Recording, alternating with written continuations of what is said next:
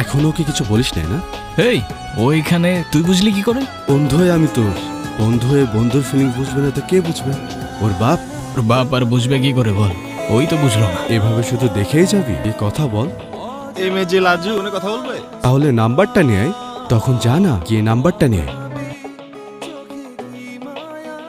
কেমন আছো? আমি কেমন আছি সেটা জেনে আপনি কি করবেন? আপনি আমার পিছু না। না না, আমি পিছু কেন করতে যাব? আচ্ছা এক কাজ করি, আমরা দুজন মিলে ওদের বোকা বানাই, যেন ওরা ভাবে আমাদের মধ্যে বন্ধুত্ব আছে। যখন আমাদের বন্ধুত্ব হয়েই গেল, নাম্বারটাও দিয়ে দাও। আপনি আপনার বন্ধুদের বোকা বানাচ্ছেন নাকি আমাকে? আমাকে কেন বোকা বানাতে যাবো? আমাকে বিশ্বাস না হলে তুমি এক কাজ করো, লিখে রং নাম্বার দিয়ে দাও। কে বলছেন? আমি আমি কে? পর সেই নাম্বারে আমি কল দিলাম আর দেখো, জানতাম তুমি আমায় রং নাম্বার না বরং একদিন না একদিন তো জানতেই হবে, বলো।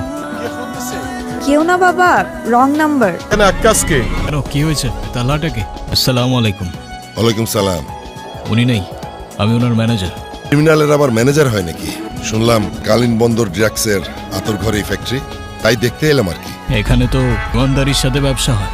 তাহলে ওগুলো কি? সেফটি।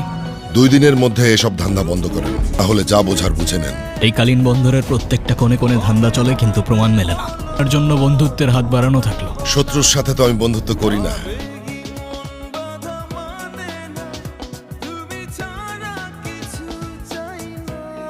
স্যার কিছু নাই স্যার।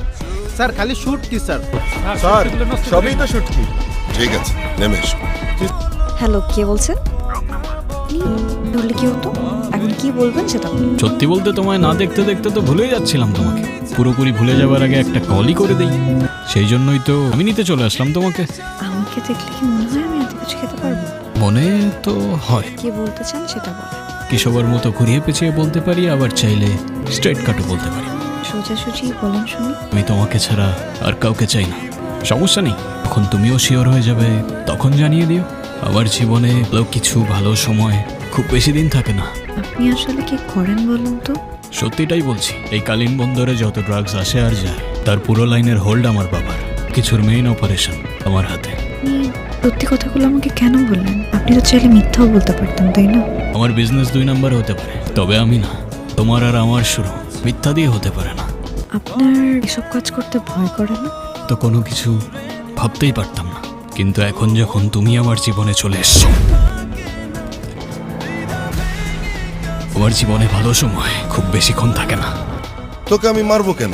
তুই কি আমার শত্রু নাকি? এই মাইকেলটা কে রে? খেলারে ধরাই যায় না। স্যার এটা তো আক্কাস সাহেবের ছেলে। কিন্তু একটা জিনিস আমি বুঝলাম না, ছেলেকে দিয়ে কিভাবে এরকম নোংরা নোংরা কাজ করায়? ছেলের জন্য কোনো দয়া মায়া নাই নাকি রে? স্যার আক্কাস সাহেবের আপন ছেলে না, আক্কাস সাহেবই সব। মাইকেল জন্মের 2 বছরের মাথায় মাইকেলের বাবা মারা যায়।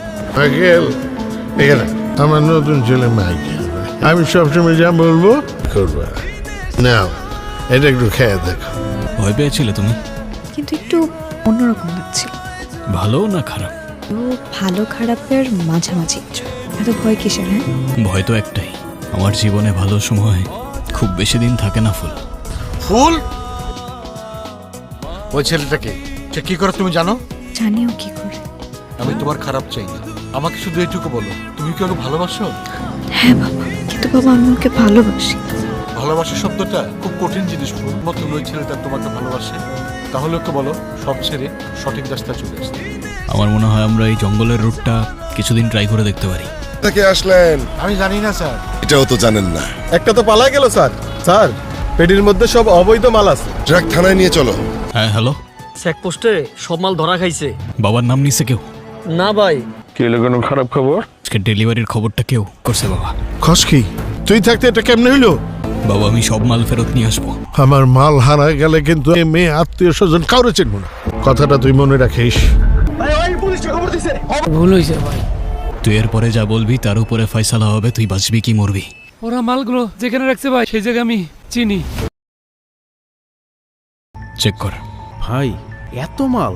গত 6 মাসে তোমাল জব্দ হয়েছে সব ওর কাছে। পুলিশ মালগুলো এখানে রাখছে কেন? পুলিশ না, শুধু তালহা। তোমার সাবধানে থাকতে হবে বাবা। ছেলের সমস্যাটা কি? ওরে কিছু টাকা পয়সা দিয়ে দে না, তাইলেই তো হয়। ট্রাই করে দেখছি আমি। তারপরে কি হলো? তোমার বাবা কিছু বলে নাই? আরে কাঁদছো কেন? এসব কাজ ছেড়ে দাও। যদি সত্যি আমায় ভালোবাসো, কথাটা একবার শোনো, দেখবে সব ঠিক হয়ে যাবে। আর সাধারণ একটা জীবন পার করব তোমার জন্য।